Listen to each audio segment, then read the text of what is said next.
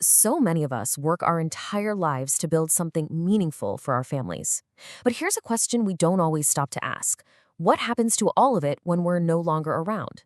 Is your legacy actually protected by a solid design, or is it just being left to chance? In this explainer, we're going to break down exactly how you can build a financial fortress around everything that matters most to you. And to do that, we're going to be leaning on the fantastic framework put together by the experts at Bima Hakika. They specialize in this exact challenge, helping families secure their wealth and make sure their legacies last for generations. So, here's our game plan. First, we'll look at the risks of having no plan at all. Then, we'll introduce the trust as your family's shield. We'll show you how to design it, talk about the absolutely crucial element of funding it, and finally, we'll lay out a clear path so you know exactly how to get started. All right, so let's dive right in and tackle the big problem head on. What are the real-world, day-to-day consequences when a family's financial future is just left unstructured? This question really gets to the heart of it, doesn't it? This isn't just about assets on a spreadsheet. It's about making sure your family's life isn't thrown into total chaos, financially at what is already the worst possible moment. And what's really important to understand here is how these risks create a domino effect. See, if the bank accounts get frozen, well, suddenly there's no cash for school fees or mortgage payments. That can lead to family arguments, force people to make bad decisions under pressure, and ultimately, a court could step in and make choices for your family that you would have never wanted. It's this whole chain reaction of uncertainty.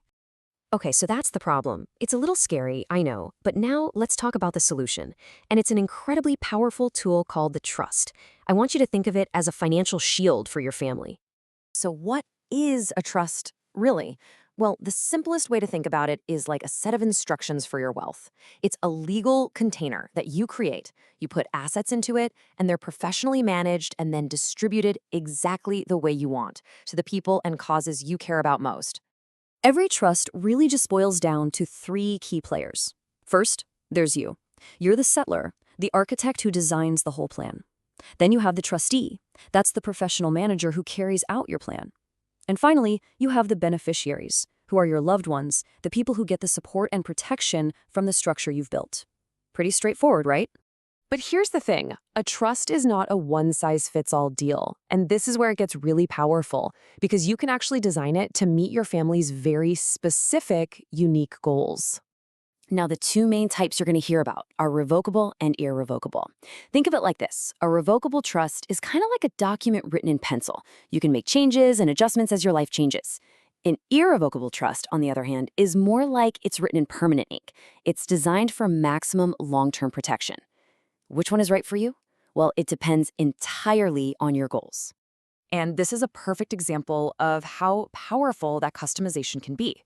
You can create these specific sub-accounts or funds right inside your trust. Imagine setting up one dedicated pot of money just for your kids' education, and another one to make sure your parents get monthly support no matter what. This gives you an incredible level of precision and, honestly, a ton of peace of mind. Okay. Now for a piece of the puzzle that is absolutely critical, but honestly, it gets overlooked all the time. A trust is a fantastic vehicle, right? But any vehicle needs fuel to run. In the world of estate planning, that fuel is called liquidity. Just think about it for a second. Your family might inherit a really valuable property, but you can't use a brick from that building to pay for groceries or school fees, right? Without cash on hand, even a wealthy estate can find itself in a serious financial jam. And that can force your family to sell off assets at the absolute worst time. And this is exactly where whole life insurance becomes a total game changer. When it's structured the right way, the insurance payout goes directly into the trust. It provides an immediate injection of cash. Boom! Liquidity problem solved. There's no waiting period, no need to sell assets under pressure, and life where your family can continue smoothly. It's really the engine that makes this entire structure work perfectly. So we've covered the why and the what. Now let's wrap this up with the how. How do you actually put this powerful protection in place for your own family? Look, the path to getting this done is a really clear step-by-step journey. It all starts by just assessing where you are right now and finding any gaps. From there, you design the right kind of trust for your goals. Then, the crucial step, you fund it with insurance to provide that vital liquidity. And you do all of this with professional guidance. This is how you take what seems like a complex idea and turn it into a simple, manageable plan. And that brings us right back to our final thought. Building a legacy is intentional. It takes work. so protecting it should be intentional too. The question I want to leave you with is this. Are you actively designing your family's financial security, or are you just kind of hoping for the best?